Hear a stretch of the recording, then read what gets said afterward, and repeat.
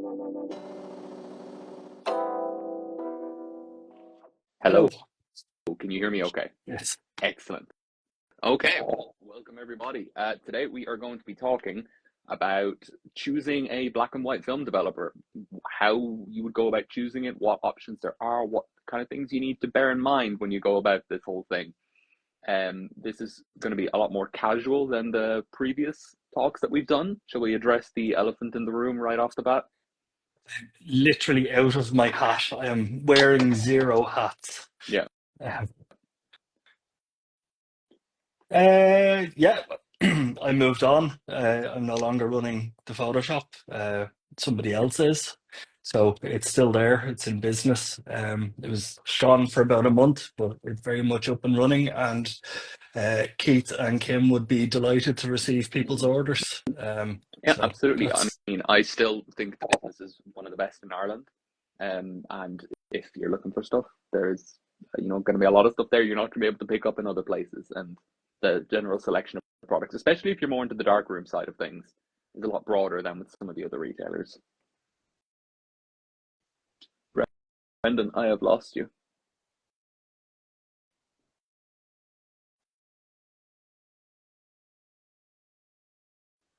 No, Brett. We've completely lost Brendan. Okay. Well, I will start talking and then hopefully Brendan will dip back in. So when you're developing your black and white film, one of the most obvious choices, aside from the actual film that you're going to shoot, is how you're going to develop it and get the images out at the end. Also, Brendan can hear me. Can the rest of you hear me? Can someone let me know in the chat, please? Make sure everything's okay there. I'm sorry for the attire. I'm absolutely frozen. We're in the midst of a cold snap here. But yes, so picking the developer that you're going to use to develop your film is one of the biggest choices. Um, so you have all sorts of options, right? And it really depends on things like how much you're going to shoot, the level of financial and chemical economy you're looking for, as well as to a certain extent the look. And people, I think, focus a bit too much on the look side of things. So the first, in my opinion, most important thing, and we can get Brendan's thoughts on these things whenever he reappears, is to consider how much film you're going to be shooting. Because if you're only going to shoot a roll every 4 to 6 weeks, is it really worth? Let me back in. Where is he? Brendan?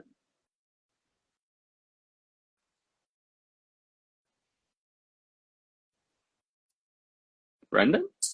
I'm, I make it look very easy, Alex, don't I? Yeah, you do. Okay, you're back. Okay, so were you able to hear me? Yep. Yep. Okay.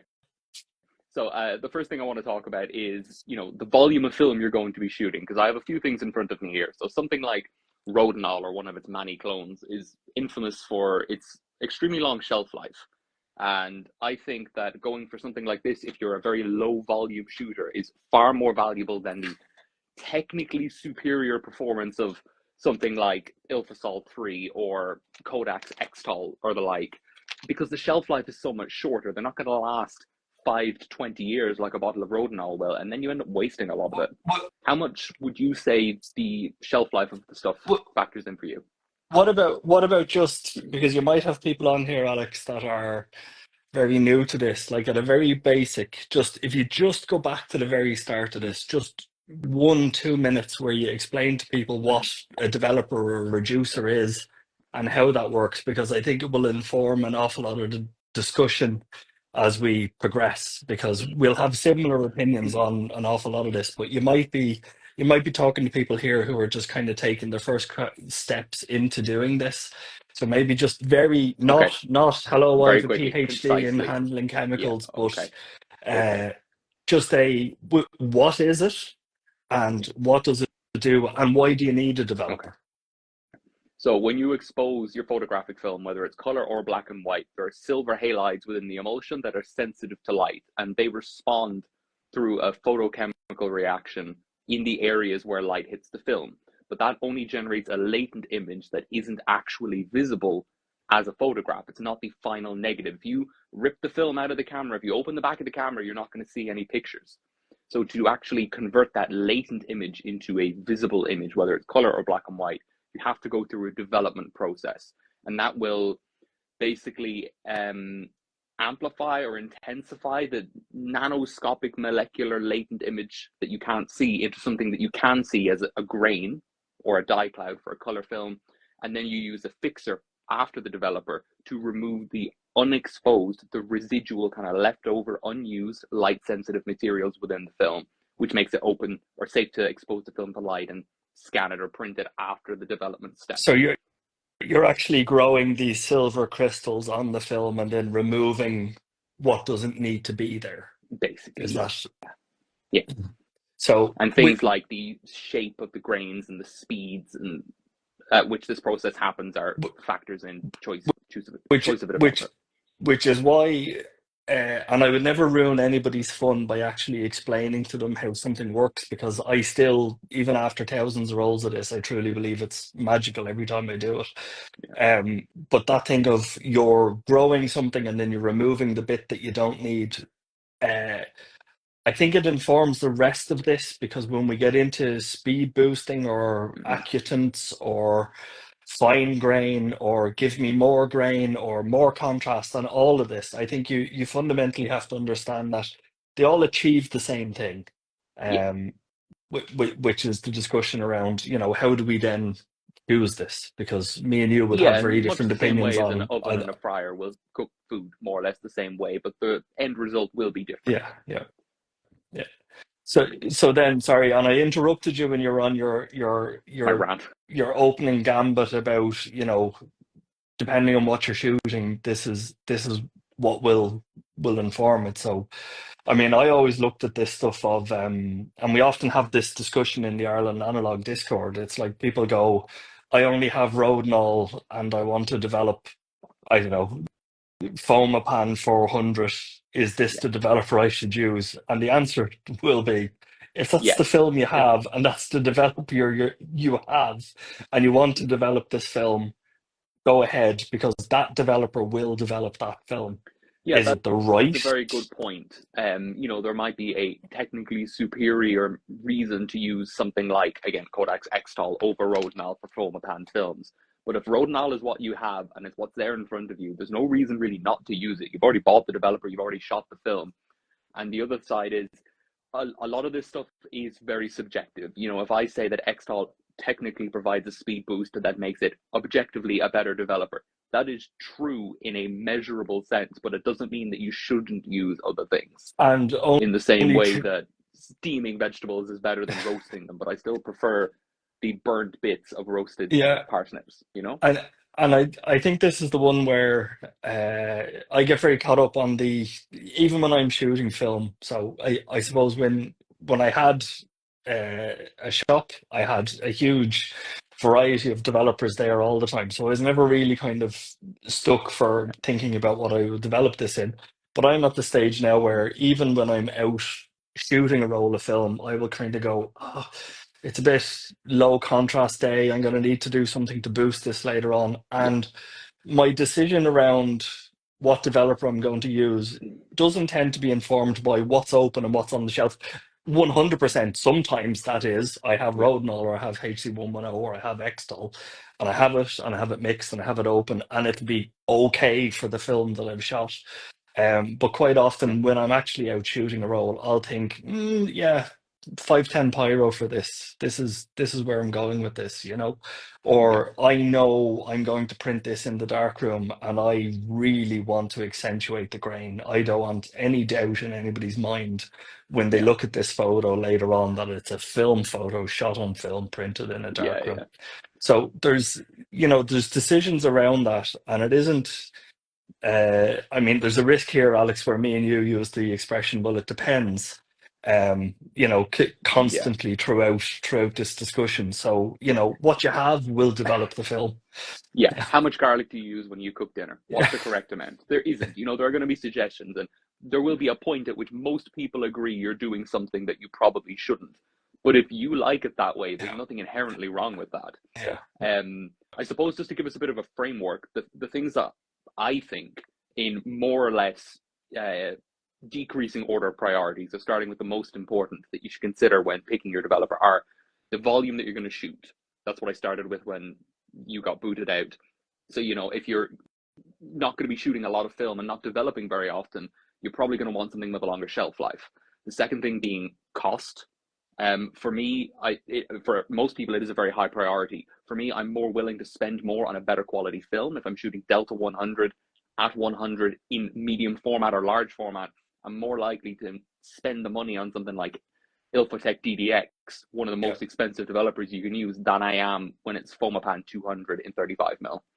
The third thing is liquid or powder. That's a big one. And that kind of feeds into the shelf life discussion to a certain degree. And after that, I think it's mostly down to the look. Yeah. I think Yeah. I would say those I, four things in that I order. mean, at the risk of coming across a bit dash riprock here, I'm probably putting the look of what I want to achieve at the very top of this list. Okay. You know, is this going to look how I want it to look? Would be the most important factor for me. But this comes from a place where I'm not, if I've decided Delta 100 and DDX is where I'm going with Yeah. this, it still hurts when you look at the cost of these things, but you kind of go, this is going to give the results. And I'm now looking at this stuff in a, I want the best. We keep coming back to this. Yeah, I was gonna say. Every time we have this discussion, if we're out for coffee, it's like I want the best negatives I can possibly achieve today because I do not know what I'm going to do with them in the future. Yeah, and if So you've gone on a weekend hike and you've shot this 12, 15 euro older film, in 10 years' time, you're not going to miss the extra €2 that you spent to develop it yeah, over yeah, another yeah. less expensive developer. Yeah, you fly to Canada and you take just a heap of, Yeah. memories. The €1,000 airfare compared to a 16 or 25 bottle of DDX is, Exactly. so we're not differing on this. I Yeah. think we just have our Yeah, it's different the same priorities, and then I priorities, just ranked and differently. then I'd say we have them just reversed. But the thing about the look of it, Mm. and I've enjoyed this discussion with people so often over the years, and one of the fundamental things about how your film looks when you develop it is more down to the way that is somewhat down to the way that you're actually developing it. Your choice of developer, your choice of Yeah. agitation, your choice of dilution, your Mm-hmm. choice of how long you're full on developing for. Because what I try and explain to people that on day one, when you start off developing, you'll find massive dev chart, and buyer beware with that because it Mm-hmm. isn't always the gospel. Or you'll find inside the packet of your Fomapan or your Kodak HP5. or your Ilford, Yeah. your list of developers and development times. This is a guide. This is what somebody in Ilford has said HP5 should be developed for in DDX. And whatever that dilution is, whatever that Ilford agitation, that's what they call it, Yeah. is, and the time will give good results with that film, with that developer. Yeah. But you will personally decide this looks underdeveloped. It looks low contrast. I want more contrast. I want less grain.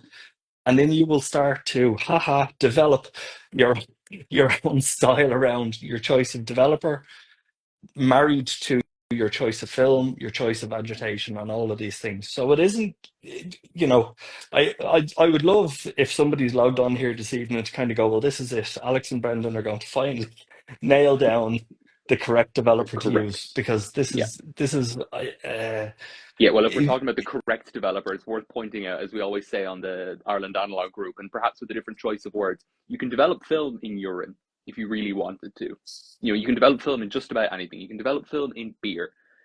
All of these things will work. It's just down to flavor and preference. And like Brendan says, you'll dial things into your own methods. Even things like you mentioned agitation, like this bottle here.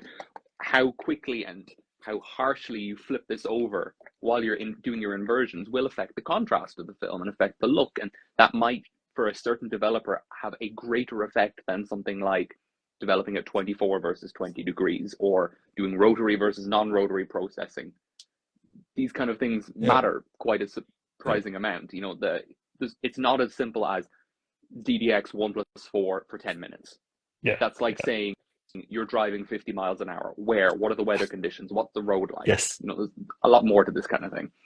But Um, but I think this is the thing where people look at something like the massive dev chart, which is a great resource, but they kind of yeah, go, this is my gospel, this is what I'm going to live by, and it's great as a kind of a starting gambit, or till you find your own style with it, and yeah, you kind of go from there.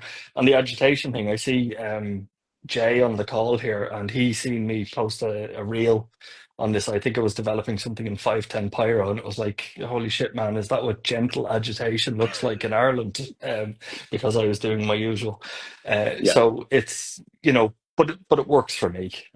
So yeah. anyway, just as a sort of tangent slash foundational layer for what you're talking about here. So do you want to rattle into a little bit more around Yeah, so we'll your talk about the look of the film and the look the developer imparts onto the film, because you say it's the most important. It's probably the most interesting thing for a lot of people. This whole vibey filmic look that so many people love. It, in my opinion, it really boils down to two things. Assuming we're talking about correct development, good gamma, healthy density, all this kind of thing. It's basically contrast and grain. How much contrast are you going to get? And that's affected by temperature, the dilution of your developer. A higher strength working solution will give higher contrast than a weaker solution used for a longer time. just because people struggle with that, Alex, just put that's 1 to 25 is a higher kind. Say Yeah, if we use road sorry. null A as an Yeah, example here, just yeah. I So just want Rodinal to is keep something like this. I just want to steer you down the path of keeping it basic for people, okay. because anybody who wants the PhD version of this, your DMs are always open. Yes, okay. If So anyone wants more information, feel free to ask me or Brendan later on. Yeah, okay. mostly So when we Alex. talk about dilution of a developer, we're referring to a liquid concentrate, usually like something like the liquids in these bottles, which you don't just pour directly into the tank. This is a 500 ml bottle. That will do a single roll of 120 film if I use the entire thing, and that's completely unnecessary and would develop the film in about 20 seconds completely unevenly. It would look disgusting. So what we do is we take a small amount of this and dilute it to a much larger volume. For something like Rodinal, the stock concentrate, this stuff in the bottle, is diluted by a factor of 1 to 25 usually, or 1 to 50 to make your so-called working solution. That's the one that you're going to use to develop the film. For something like a powder that you would use to prepare, you basically use the powder to make your own version of this, which you then dilute further, usually. So when we say a higher dilution, this is terminology that is confusing. So you're right, we should talk about it. A higher dilution means you have 1 part developer to more parts of water. So 1 to 50 is a higher dilution than 1 to 25. But 1 to 25 is a higher concentration than 1 to 50. This is why I prefer to use the phrase higher strength working solution. I Yes. find Yeah. it's less Yeah. confusing for more people. And yeah, so when you dilute your developer further, say to what DDX to 1+9 rather than to 1+4, the numbers will vary depending on the developer. You're going to see reduced contrast and usually slightly to noticeably enhanced grain. It depends on the developer. Sometimes it's the effect on the grain when you increase the dilution is basically nothing. Others, it makes quite a substantial difference, and you Yeah. see more grain when you dilute the developer more, but that weaker solution needs to be used for a longer time to compensate for that. Um, and then the other thing is the reduction in contrast, which again is affected by other things like agitation, speed, frequency, aggression in your case, Yeah. as well as Thanks. temperature and the like. Yeah. Yeah. So my stock answer for people that are saying I want really high contrast negatives, loads of grain, is I generally tell them to go for 1 to 50 Rodinal HP5 or FOMA 400, and And shake the bejesus out of it. Shake it yeah, like it owes you yeah, money. Yeah. yeah, yeah. And I think people don't fully appreciate the relationship between your agitation, the concentration, and this giving you your graininess, Yeah. and your contrast, and then I mean you kind of get into the edge sharpness and all this, very, Yeah. very kind of technical stuff around whether you're using non-solvent or solvent Solvent uh, developers. Yeah. developers. So do you want to touch on any more of that, Yeah, or I think we should. So the grains that the silver the latent image crystals grow into start out as literally just four silver atoms plucked together. And I don't have anything like it here, but you imagine four little silver atoms in like a pyramid, a tetrahedron shape. And new silver atoms get deposited onto that and grow it by the developer during the development process. But because we're talking about things that are so small, atoms are tiny, obviously. You can make a ball that's physically very round, like a marble. But silver grains are much, much smaller than that. They're like fractions of hundredths of a millimeter to, fractions of a millimeter. Very, very small grains. And what this means is the grains may or may not be quite rounded. They might be quite cubic. They might be plate-like, where they're more like a roof tile, where they're more rectangular with sharper corners. And this is one of the things that affects what's called edge sharpness or acutance, which is kind of perceived sharpness. It doesn't change the resolution of the image. That will be dictated by the speed of the film and the lens and things Yeah. like using a tripod and whatever. But it affects the relative appearance of that sharpness, the perception of sharpness So by making this is the subjective side of it. It is not actually sharper, measurably sharper. It yeah, just looks sharper. what So it it's does is it the makes edge of it. the edge boundaries appear more apparent. So they're easier to see where one grain starts and the next one ends, or one grain ends and the next one starts, which makes your brain basically see slightly higher resolution, even if the actual, the resolving power of the film is the same. We're talking the same film in two different developers. And you can basically see there's kind of a spectrum between high acutance, which is high perceived sharpness, and fine grain. And one of the things a developer formula can include is a silver solvent, as it's called, which will make the grain rounder. Basically, during the development process, if you imagine like a pyramid, an octahedron, one of these kind of 3D polygonal shapes, it would basically just scrape off the corners, soften them out, and make the overall silver grain physically slightly more round. And that would have the effect of making the grain appear smoother because it is more round. That makes sense. But at the cost of apparent resolution. And that's your tall developers. That's your XTOLs, your DDXs, these are the solvent type developers that are smoothing there are the a few edges. things that do this, but the most common one you would see in a developer formula is sulfite, as sodium or potassium sulfite or metabisulfite. A lot of powder developers include it. That's what the bulk of the powder in a bag of D76, ID11, XTOL, or these kind of developers is. The bulk of that physical stuff is sulfite, so they are very powerful solvent developers that give you very fine grain at the cost of slightly reducing the apparent sharpness of your image. Where something like Rodinal has absolutely zero solvent action, so you see very sharp, high acutance grain with a high appearance of sharpness beyond the actual sharpness that's actually there. It can look sharper to the eye, but the cost is the grain is a bit coarser. That definition between the edge side of it is this kind of this glow that people talk about with Rodinal. That's kind of what they're seeing as. Yeah, if someone wants to look into this, the Rodinal glow, it's called, is the phrase to have a look up. Let's get straight to 510 power. We'll get there. And that's all, we're out of time. So contrast and grain are the two main things that will be affected by the look of your developer.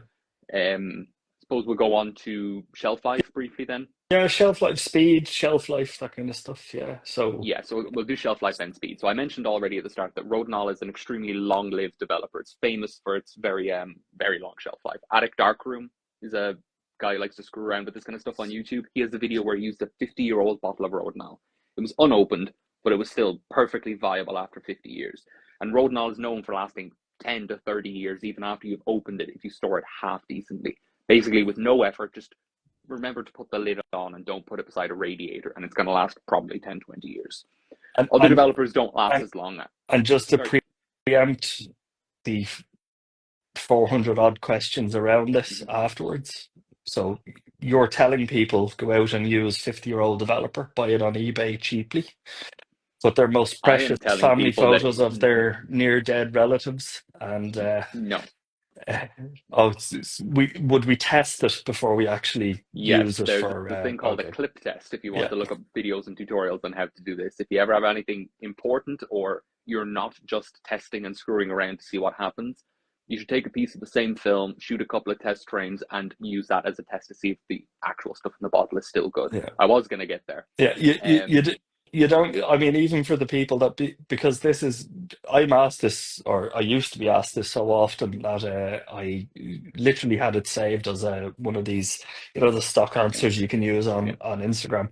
So it's just explaining to people, just get some film and put the developer on it, and if it turns entirely black, it's probably still developing, It's still and working. then test your fixer. Maybe So not as well as it used to, but it yeah. still works. Yeah, So, yeah, so it's going back to the urine thing. You can use these things, if yeah.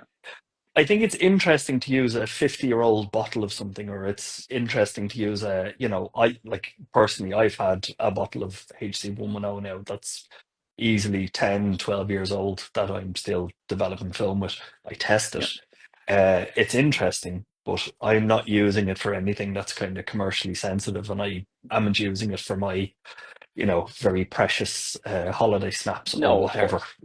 The But flip side of that but that I really want to talk about though is developers that have a short shelf life, and that's what comes into the whole thing about how much film you're shooting. If you're going to be shooting 5, 10 rolls a month, this isn't going to be such a big deal for you. But if you're shooting a roll at your kid's birthday, a roll at Christmas, maybe a roll on your anniversary or when you go on holiday with your friends, 4 to 10 rolls a year kind of thing, you're going to want something that has decent staying power because you don't want to spend, say, I think the Ilfosol 3 is like 20 quid, something like that right now.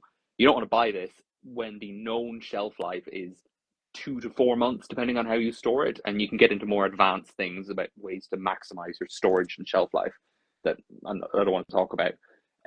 But you don't want to spend 20 quid on this and get one roll out of it and have yeah, it gone yeah, completely yeah. bad before you get to the next one. That's where I was going with that. So And some and developers do last longer, others not so much. And say Ilfosol 3 and Rodinal are both relatively beginner-friendly developers. They're very simple to use. They give very nice results. And I do prefer the look that Ilfosol 3 gives for the vast majority of films over what you get with Rodinal. But for someone who's getting into film, maybe studying photography or art in college, is going to be shooting a lot of film, I'd be more ready to recommend Ilfosol 3 with its relatively short shelf life over Rodinal, which is probably going to outlive them. yeah, but I think that's a very important thing with this, and this is I have this discussion with people often when they were what's the best developer to use, and it's like how much are you shooting? It's like, well, it's 15 euros for a roll of film. I will probably shoot Yeah, maybe two when I go on holiday, and then a few more after that. It's like it's 100% the answer is road no, yeah, and whatever other sacrifice you're making around that developer choice, it means that developer is still going to be good for the entire year, 2 years, 5 years, yeah, where you're just finding your feet with it. It's, you know, like I think it's a very solid answer is to look at your actual use case for this. Like this is nearly as important as what's this going to look like for me. yeah, It's like it isn't going to matter because if you spend 15 quid on a roll of film and 25 quid on a bottle of Ilfosol, and the bottle of Ilfosol sits on a shelf for 3 or 4 months, you might as well throw both of them in the bin when you go to develop your film. It yeah. might be fine. It might be, It but might be fine, it might not be. And but it if might that's not a be. concern for you, you need to Yeah, be looking at developers that are more likely to last. Like we had this yeah, conversation last weekend when I was asking Brendan for some color film that I could develop for him because I had to open and use a color kit. A typical color development kit has a very short shelf life of a couple of weeks once you've mixed everything, at least for the developer. We won't talk about that in any more detail, but I only had half a dozen rolls to develop. And I didn't want to waste the kit, but by getting 2 or 3 more from Brendan, I was able to make it financially worthwhile and viable, and I wasn't effectively losing money. I'm not going to be shooting a ton more color film in the next couple of weeks. So I know that if I didn't use that stuff last weekend, it was going to go down the drain. It was going to end up just going bad. So again, it's about planning to a yeah, certain extent yeah. and And thinking with a and little bit of forethought. I heroically let you develop some film for me, so you're Yes, welcome. thank you so much. I'm very grateful for developing your holiday photos. Um, but yes, so just to summarize that, I suppose, Yeah, yeah, Rodinal is usually the answer for most people in lieu of further information that might make a more informed recommendation for something like HC110 or Ilfosol 3. depending on use Yeah. case. Yeah. Rodinal's usually the answer there. Shall we Yeah. talk about film speed? Yes. Yeah. Yeah. So Yeah. film speed is the technical side of talking about contrast. When we talk about a high contrast developer, ignoring the agitation and dilution stuff that we spoke about earlier, if you just have a developer that gives higher contrast than another developer, then usually that will mean that the developer with higher contrast gives you less film speed. So film speed is defined, technically speaking, under very precise conditions by how dark are the shadows, or how dark is a certain portion of the shadows. I don't want to get into zone 2 density and the Yeah. like here, but suffice to say, the darker your shadows are, the less you're getting out of your film. If you think about it, if your shadows are really dark in a given developer, you need to overexpose the film to say maybe 200 instead of 400 to make up for that, then your speed losing about a stop of speed, bringing it from 400 to 200. This is where this stuff kind of comes in. So something like Rodinal, one of its main limitations is it's a speed losing developer, meaning if you're shooting, say, Fomapan 100, you might be better off shooting it at 80 or 64, depending on the look you want to get and how much shadow detail you want to actually get good negatives. Whereas if you're using Ilfosol 3 with Fomapan 100, you might be able to shoot it at 100, no problem. The flip side of that is speed boosting or compensating developers. And there's a whole breadth of stuff in there, whether it's staining developers, things like Diafine, or using just diluted Xtol or really diluted D76 ID11.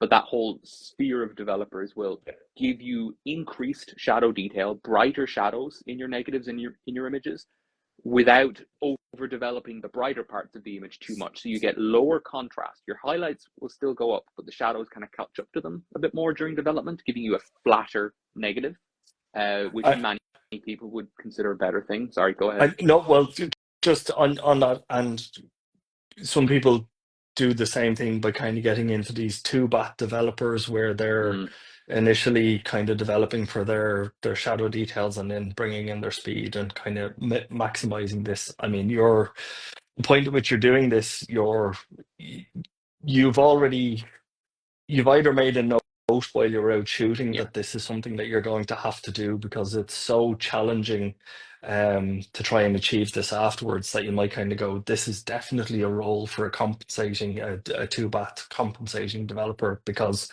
I'm losing an awful lot of the speed, but I'm also going to lose my contrast or my highlights, or and you're kind of fighting against that. So I mean, this is Thornton's two-bat developers and all sorts of other stuff. I mean, I like high contrast images. I love high contrast in my photography, but I would generally prefer to have that detail in the negative and then choose to increase the contrast in printing or scanning, rather than have negatives that are inherently very high contrast and have no shadow detail in them to begin with. Whereas I often would agree with that. I often see in the Discord there that you have a huge amount of people that are kind of Xtol till I die kind of thing.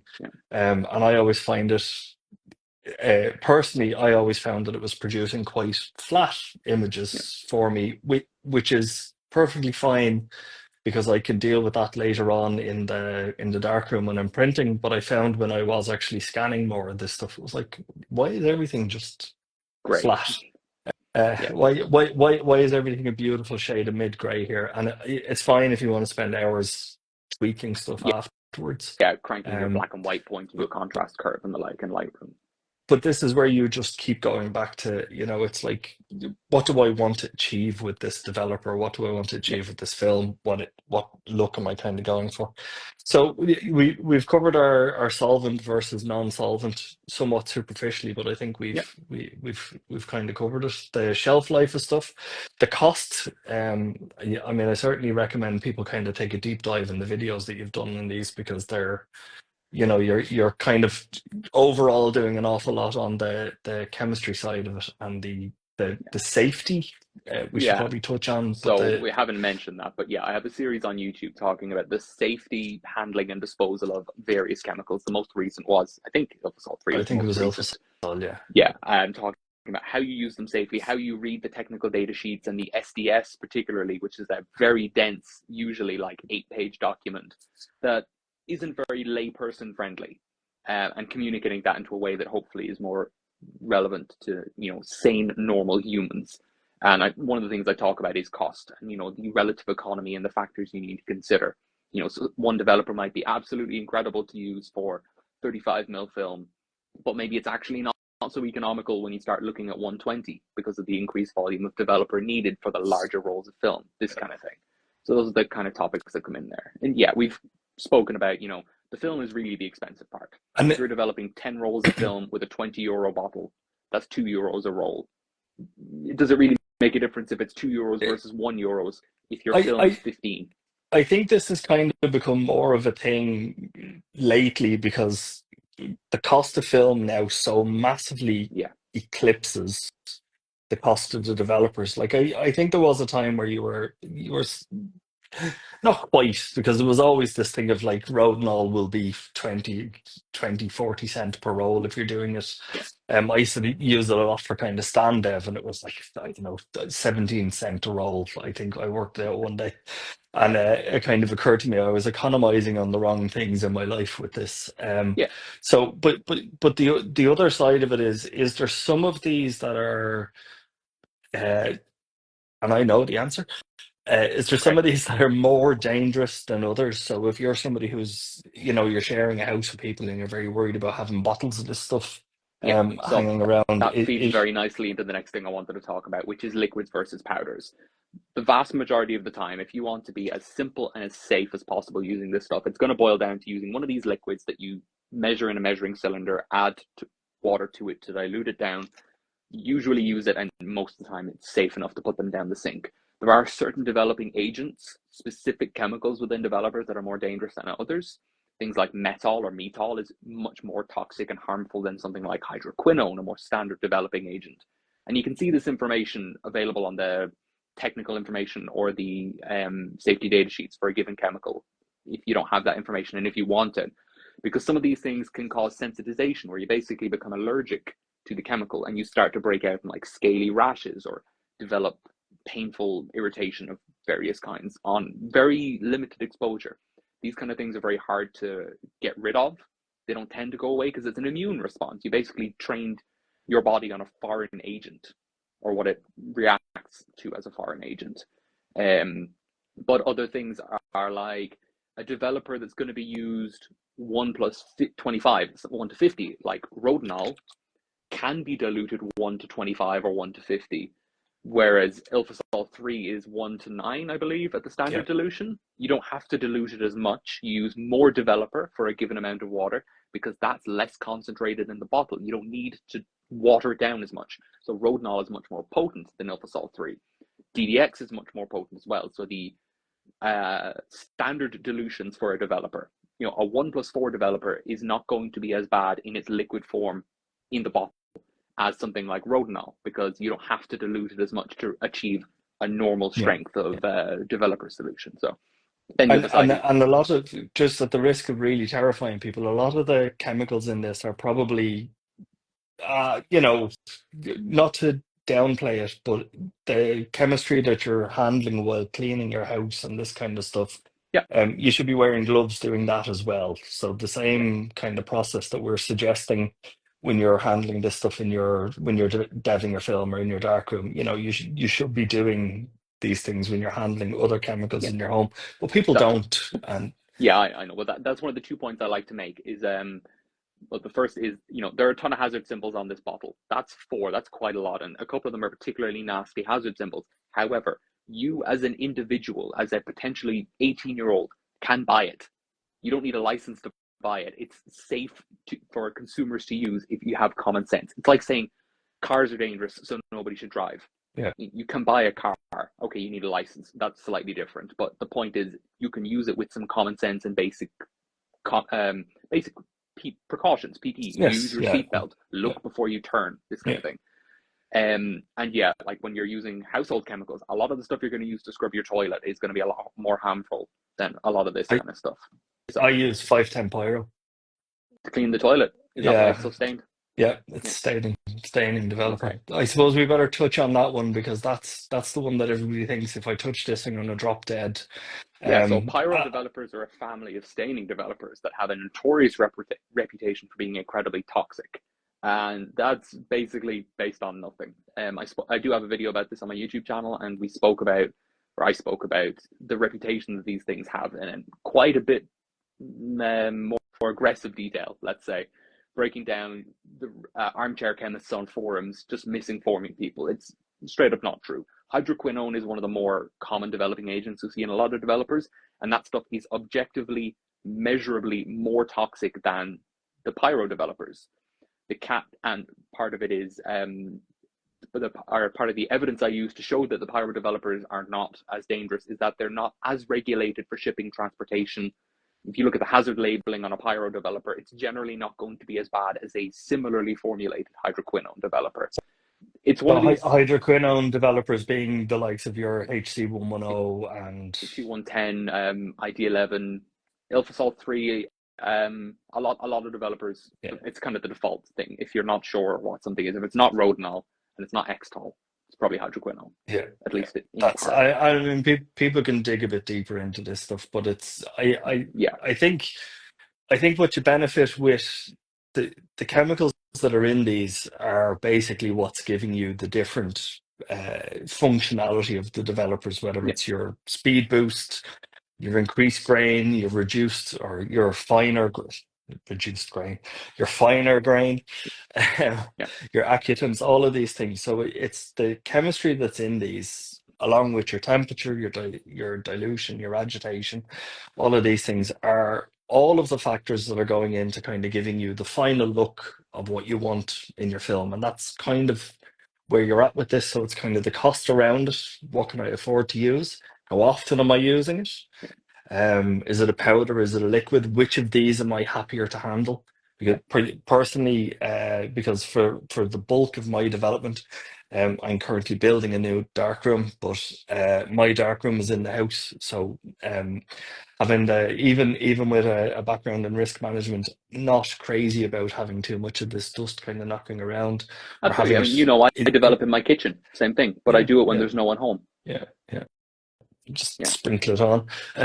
But on the note of powders, something I want to mention as well, and this does feed into the shelf life and cost thing, is, this is Bellini's Euro HC, their version of HC110, HC110. This is a liquid concentrate. You dilute it about 1 to 30, 1 to 39, 1 to 31, more or less. So a 30-fold dilution. 30 milliliters of this makes 1 liter of the working solution. That's fine. I can take a few milliliters out of that bottle and develop 1 roll of film right now. If I want to use a powder developer like Xtol, I pretty much have to commit to dissolving this entire bag, and Xtol is a 2-part developer. Well, 2 parts to make the stock.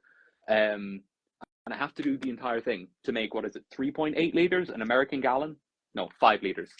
D76 is 3.8 liters. 5 liters is a lot of stuff. And once I've mixed that stuff, it's starting to go bad. And this is, again, where shelf life and things comes in. There was a question in the chat about replenishment that I want to talk about quickly in this section as well. Is these powder developers, you're usually talking about making up quite large volumes. And that is generally where I steer away from powder developers for people who aren't going to develop very often. There's no point mixing up a bag of Xtol for all its incredible properties and its technically high performance and high proficiency at developing film in various different ways that someone in like a research paper can say is objectively better than Rodinol. Yeah. If it's going to last 6 to 8 months, if you're not careful with it, and you only get 3 or 4 rolls out of it, that's not going to be worth the effort and the time and this kind of thing. It goes back to the thing about the number of rolls that you anticipate, because it's a little bit like you with your color stuff last weekend. I now have to go and shoot more color film just to get the benefit out of the kit. I know it's a slightly different scenario. Jay, thank you very much for that. I was always very curious why it was 1 to 31. So that's I'm obviously never curious enough to actually Google it and find out the answer, but that's fantastic to know that. Thank you. Yes, sir. So the chat's not going to be in the VOD for YouTube or in the reel, I think. So Jay DeFer is saying here that 1 to 31 was chosen as a dilution because it was used to make up a quart of the standard developer of the working solution. A quart is what Americans like almost call a liter. Yeah. So that makes sense. Yeah. Okay. The other things with powder developers is a very common question I get asked. can I just like weigh out half the bag or half of this bag and half of this bag? The answer is no, not if you want good, consistent results. Because the powders are all of particles of different sizes. If you imagine, the most extreme example I love to give people is if you take like a swimming pool and you fill it with beach balls and then you fill it with sand on top of that, the sand's all at the bottom. Even if you mix it up as best you can, that sand is immediately going to settle down to the bottom. The larger particles will stay at the top and the smaller ones will filter down to the bottom of the bag. So you're not going to be able to reliably like pour out half of the stuff and have it actually be evenly mixed. And these things settle surprisingly quickly. I've seen a few people say that they've split like a bag of D76 and got okay results both times, but it's not going to be consistent. It's a consistency thing, which is, Yeah, I mean, we were chatting about this a couple of weeks ago because I've started using that Ago rotary developer, yeah, which means I'm now very unexpectedly going back and revisiting about 10, 15 years worth of development knowledge because effectively the same developers in the same film I'm processing differently. So I now have to go back and go, what, I need this to look the same. I had been pretty consistent with how I do these things for the guts of yeah, 15, 20 years. Um, and I'm now having to revisit it. I mean, it's interesting and it's a bit of fun, and I'm kind of exploring other developers that I had dismissed years ago because they didn't fit in with what I was doing. But now, since yeah, I'm revisiting everything, yeah, I'm kind of looking at it again, and that's the consistency. So the other thing was my thermometer was. I've discovered yeah, the thermometer I've been using for 15 years is out by 2 degrees. So all of my film development has been hotter. And I know everybody's going to say 1 or 2 degrees doesn't matter, but I would have been, I'm a scientist, God damn it. Um, the, I would have been pretty consistent with my agitation, my temperature, and everything, but I was wrong exactly the same way yeah. for 10 years. There Therefore, is a everything was saying that I fine. love that the more thermometers you have, the less sure you are of the temperature. Absolutely. Yeah, Yeah, yeah, yeah. yeah. I want to talk about one of the other questions there about replenishment and the chemistry of oxidation. So when you mix up these large powder developers into a big stock solution of 3.8 liters or 5 liters or whatever, they are slowly oxidizing and breaking down. And one of the ways people use these developers is basically use it at its stock strength, use a portion of it, like a liter or so, and then reuse that. But after every time they use it, they'll throw away a little bit of the used stuff and top it back up with fresh stuff. And after a few rolls, you end up with a seasoned working solution that's basically kind of old, kind of new. Like, when you hear stories of like a 50-year-old sourdough starter or the stew or the soup that's been going for 100 years, this kind of thing. That's what it is. Like, you're taking a piece out and throwing in a bit of fresh stuff every time, but the overall consistency is not quite fresh, which is in some ways a good thing, and not quite gone off either. It's just seasoned and Mm. aged the same way you would leave like a sauce in a pan to season for a couple of hours before you might have your dinner. Um, as a question about the chemistry of oxidation and how it plays out, I feel like that's something you should DM me about. It's a topic that might take a bit too much time to talk about here. But there was another question slightly further down. How do you reconcile the film's rated speed with the practical working speed you discover in your own tests, especially when certain developers effectively nudge the emulsion sensitivity up or down? You I go. can handle this one. You should, as far as I'm concerned, always determine your own Yeah, film speed, your own developer uh, dilution, agitation, time that you're developing for, and this will be entirely dictated by your own decisions around these things. So you would start with, for me, I go back to either a test card or a day with consistent light, and I would if I was doing work that was very important and the batches had changed on something like HP5 or Delta yeah, 100 or Kodak, I'd go full bore nuts into this and I would go, I now have 10 rolls of film from this batch, and I'm going to take one half of one of these rolls and I'm going to test it for speed. So if it's supposed to be shot at 100 and I normally shoot it at 160, I will do that and I'll test it in my developer. It's nuts. It's crazy stuff. yeah, It's written on the box what you can develop it at. But it is always your film speed. It's always your choice around the developer, and it's always your desired goal where you're going with how this looks. So you can go full bore into this. There's fantastic stuff around. There's a guy, if you want to dig a bit deeper on this, it's John Finch wrote this tome. Absolutely fantastic. And he has it's a Bible on how to actually kind of go back and test your film speed for your own film speed, your own developers, your Yeah. own dilutions. And you can really lean into this. There's nothing wrong with what's written on the box and what's written on the developer. Yeah. And have a look at Massive Dev as a guideline. Yeah. Particularly if you're shooting something like FOMA 400 and developing it in Rodinal, you're walking in the footsteps of tens of thousands of other people. Yeah. What is written there is probably gospel Yeah. and will give you fair results. If you're developing RPX There was someone in one of my 25 in discords yesterday. He was looking for plus X or TechPan in one-to-one microfen. There's no such thing out there about all this. Like, that's a combination that isn't recorded on the modern internet. And it's like, Yeah. well, you're just going to have to kind of figure it out at that point. Yeah. But yeah, the more normal your combination is, the more likely you can trust something like the Massive Dev chart. Yeah. Another question there about powders before we move on. Can you have problems with powder developers if all chemicals are not fully or correctly dissolved? Absolutely. A lot of people I know recommend for Xtol to actually mix it up. Now, I find that the part A tends to take a very long time to dissolve, at least in my water around here. And I tend to have to grind up the smaller particles. I mix the stuff in a spare mop bucket because it's easier. I use one of the stirring sticks and just use the end of that and grind down the big lumps to make them kind of more powderized, higher surface area. They dissolve a bit more quickly. But I've had a few people in the States. Dan Mars is a guy, he's got a relatively new YouTube channel, but he dives into this kind of thing. He's found much better, more consistent results with Xtol if he waits 1 to 2 days after he mixes the stock. And that really lets the very fine microscopic dust particles mixed in there that you can't see fully dissolve, which I think is something that I'd never really considered to any significant degree before. I do tend to leave it sit for a day before I would go and use it, but you can definitely see problems with it. Like, if you mix the batch and then more or less immediately use it, then use the same stuff again a day or two later, you're going to see a difference. And this is where you're kind of getting into how long you're developing this stuff and what you want to achieve with it, because you're somebody who knows in a day's time, I want to develop film using Xtol, therefore you'll do that. Yeah. Personally, my film development tends to be Thursday, Friday evening. I have a load of stuff I want to do.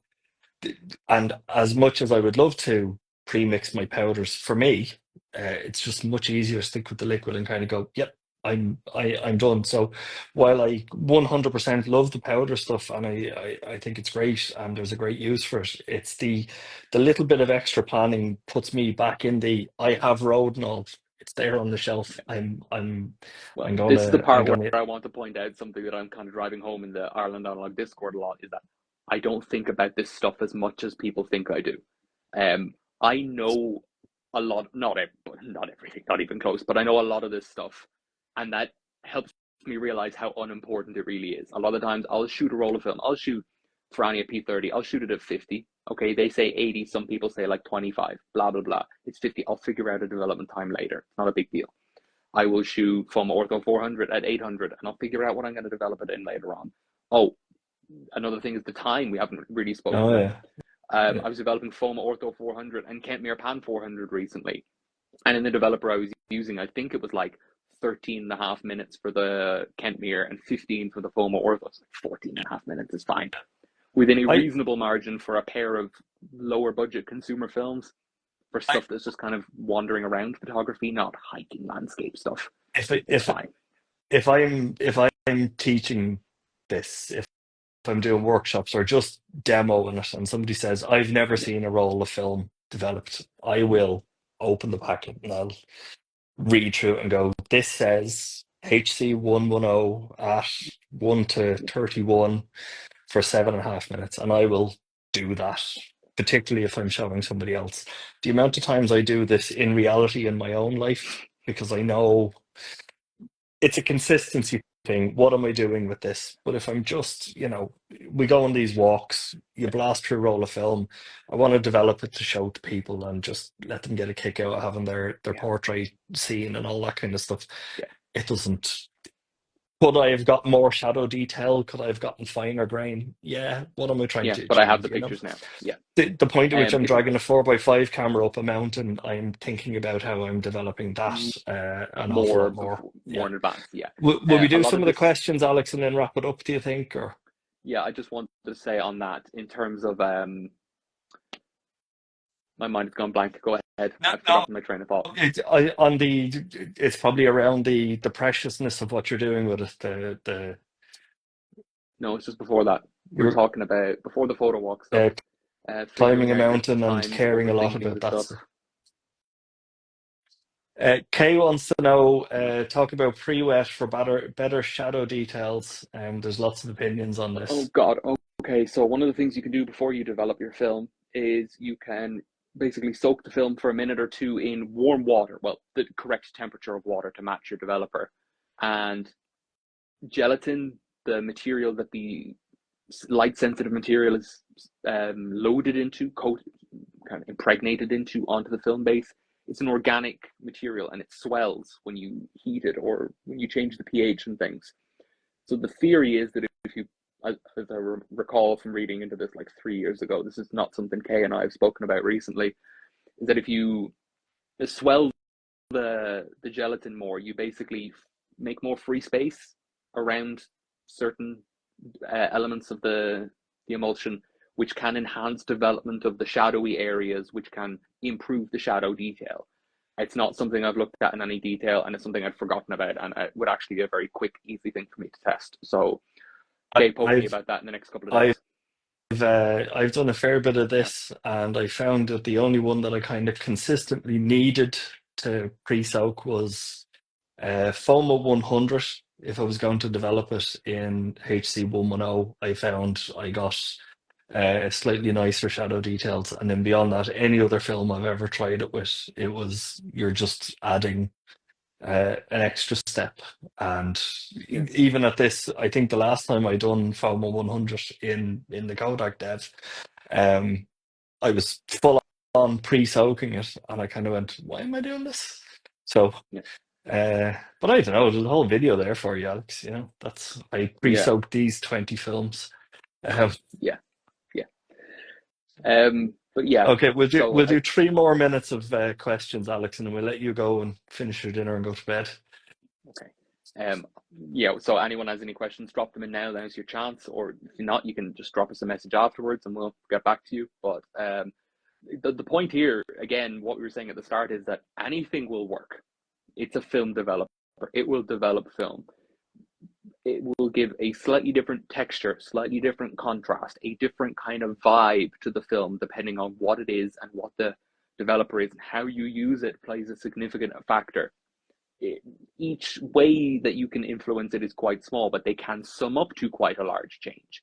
You can have two people who are using the same developer, the same dilution, with the same film, shot at the same ISO, EI, and get very different looks depending on how they handle it and actually use it. So the choice of developer is something very personal. I know people who swear for or against certain developers. I know people who think Microfen is the spawn of Satan. Other people who think HC110 is the only developer they will ever need for the rest of their life. It's very personal. Nothing is the correct answer. Something that came up, we're talking about people swearing by Xtol in the Ireland Analog Discord. Sure, Xtol 1-to-1, 13 minutes. Go ahead. I won't say who that is. Do it for as many films as you want.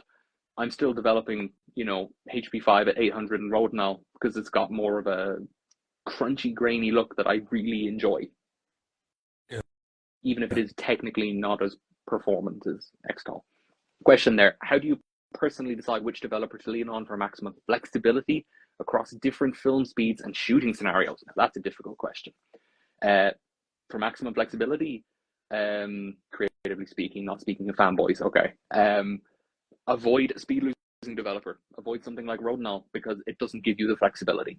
You can compensate somewhat with something like 1-to-50 dilution. If you want maximum flexibility and ease of use, it's going to be a liquid concentrate developer that has at least not a full film speed development, rather than if not a speed boosting effect to maximize your shadow detail, and middling grain, good economy, and good shelf life. And for the majority of people, that turns out to work out as HC110 or one of its many flavors. Photo Impex, is it L110 they call it, Bellini's Euro HC, or one of the other HC110 like developers, Ilfotech HC. I don't consider that a viable alternative for cost reasons. Which is funny because HC110 is one of my least favorite developers. I've never looked into it in any depth, but it's something I don't generally like with most films. I'm more of a two developer person. I tend to keep Rodinal and something that's technically higher performance lying around. What would you do, Brendan? What's your default? What do you keep for maximum ease of use? Yeah, so I did fall pretty hard into the Kodak HC110 pit. I mean, for me, that's what it was for. I mean, the vast majority of my film dev going back 10, 15 years ago, that's what I was using. And then it got harder and harder to get, and it went up. Rodinal is always on the shelf, or Oro 9 Special for a very long time was so that's your hyperactive Rodinal developer, and I really like that at 1 to 30. It was a full-on 1 to 30 for 11 minutes for pretty much any film you put your hand to, and then you could test around that. It was very economic because the dilutions were it was heavily diluted, and you could really test different films in it. And I was never you might occasionally get something that was a bit crunchier, and you might get something that glowed a bit more or was a bit higher contrast than you really wanted. But I always got pleasing results with it. Like it was I haven't tried this film before. I'm going to try it in this developer because I felt I might know the developer a bit better than the film. But at the moment, it's gallons of 510 Pyro. It's a bit Well, if Jay's still here, he's going to be happy to hear that. yeah, it's about the only thing I'm using at the moment. And I sort of when I was wrapping up things with the shop, from my point of view, I was looking at maybe I needed to start bulk buying some of the raw chems, and I kind of went, this isn't expensive enough to have this, and I'm sure at some stage Keith will start stocking it again, and I'll have a ready supply of it. But at the moment, I'm not going to run out of it anytime soon. I I probably have the largest quantity of it in private hands anywhere in Ireland anyway.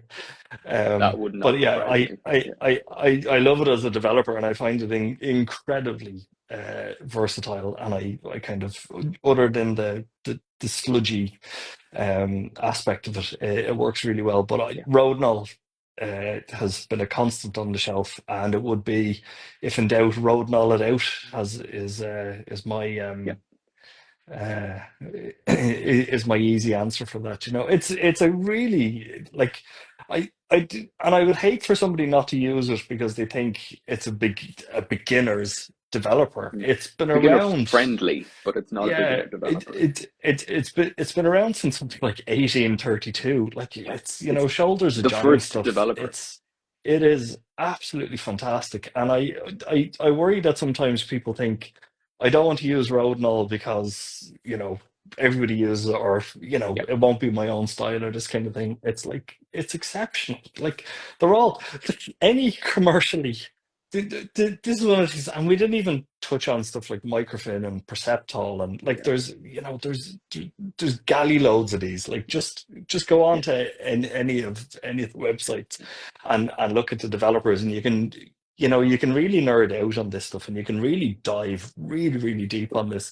But you'll yeah. find a Too deep. developer in a film combo that you like. If it's a commercially available developer, Yeah, somebody in a lab or a business somewhere has said, it's worth making this because we can sell this for money. And no commercially productive lab is going to go, we've deliberately made a crap developer to try and trick you into having terrible results. Like you're safe enough with yeah, any of these things. Read the instructions, do your own testing. That's the game changer when you actually kind of go, I like these cine films in this developer. They look amazing. Like there's people on the Discord there who are absolutely like 100% FOMA 400 Rodinal at 1 to 50, and it's like full on. This is where I'm going with this. I love the grain. I love the contrast. Jay, just on that, yes, I do a fair bit of my own stuff in D23. I make it myself, and I never have had any experience with it. I'm a bit yeah, young for yeah, that. I mix it myself, so I didn't really want to kind of get into it here because you're dealing with two powders and weighing out stuff. Very simple, very beautiful. I like it, but I'm trying to keep this at a level that's kind of accessible to people. But I mean, I've two things in front of me here. I have the film developing cookbook, which is both of these are, and that's John Finch's book there. And the guy that's actually on there, Jay Defer, is very approachable and very friendly if you have a lot of very complicated questions about. Um, Yeah, and if you don't know Jay, he makes developers. Like yeah, he invents that developers. 510 Pyro being probably the most famous. 510 Pyro is that guy. Yeah. So I guess we'll finish this off by me going back to one of the things we said earlier. I'll ask it to you again as a question and see if you pick up what I'm getting at. What is the best developer? the one that you have to hand that gives you the result you want. The one that you have. Yeah. I mean, if you have a bottle of Microfen mixed up, ready to go, you're better off using that than going out and looking for a bottle of Ilfotec HC or LC29 or something like this, just because it might be better in some way. What you have is it's the same way. The best camera you have is the one that you have with you. Sure, it might be a point and shoot. It might not be as good as your large format rangefinder in some way, but you're able to take pictures and develop and get images. That's what matters at the end of the day. The only way that, unless you've shot a scene somewhere thinking, I'm going to develop this in D23 because it will control my highlights, it'll develop the shadows beautifully, it'll give me the speed I want and the contrast I want, or I'm going to develop this in 510 because I want the stain, I want the additional, I want the beauty of what this is going to bring me, the fine grain, this kind of stuff. Unless you're shooting a scene saying, I have a developer in mind for this now, I do this sometimes, but it's different for me. So unless you're doing that, whatever developer you have to hand, it'll but work. there is some stuff just like you see this all the time in these groups, that's a shite film. That's like, it's not, it might be the wrong agitation, the wrong developer, the wrong, like nobody has. He's a shite mead. Nonsense. Yeah. So it's it's people come out with these, I hate T-Max. When I was selling it, people would say, oh, T-Max is a terrible film. They're not developing it in T-grain, developers that are suitable for T-grain film. Even within this video, I talked about how much I dislike HC110 for the vast majority of what I shoot. The way I develop, I don't like the results. But it's one of the most popular developers of all time. I'm the outlier there. Yeah. The difference is I'm acknowledging that and saying it is a very good developer that lots of people love, but it's something that I personally don't get. You're also being called out on your love of Phoenix there, I would imagine, for the same reason that you're being the oddball. Fucking rolls on the desk. Yeah. All right, are we done with the questions? I think we are. So, all right, thanks everyone for joining. We're looking for a better name for this segment rather than BS with Brendan. I think that's what we came up with in about 15 minutes. Yeah, so. We'll take it. Oh, there we go. I've used Aura 9 Special, HC110, and recently Xtol. Still plenty of experiments to be done. Absolutely, yeah. Well, Kieran, you know where I am if you want more developers. If you want samples of things, I've too many different things going at the moment. Too many open bottles and things that are continuously going bad. So come up and take some stuff. But anyone has any suggestions for names for what we're talking about, for what is essentially our little podcast, or for topics for future videos, please let us know. Just send one of us a message and we'll add it to the master list. We have our own list of things that we want to talk about, but we're obviously going to give a bit more weight and urgency to the things that you guys want to hear about or listen to us ramble about, I suppose. Yeah, absolutely. Thanks, Kay. That's very sweet. Thanks, Kay. Thanks, Alex. Look after yourself. Yes. Stay safe. Thank you, Brendan. Have a nice rest of your evening. Bye-bye. And bye, everyone. If you don't already, follow me on Instagram at Shaka1277 for new pictures every day. If you liked this video and enjoy what I do on the channel, please consider subscribing or checking out my Patreon, where the tiers start at just €1 per month.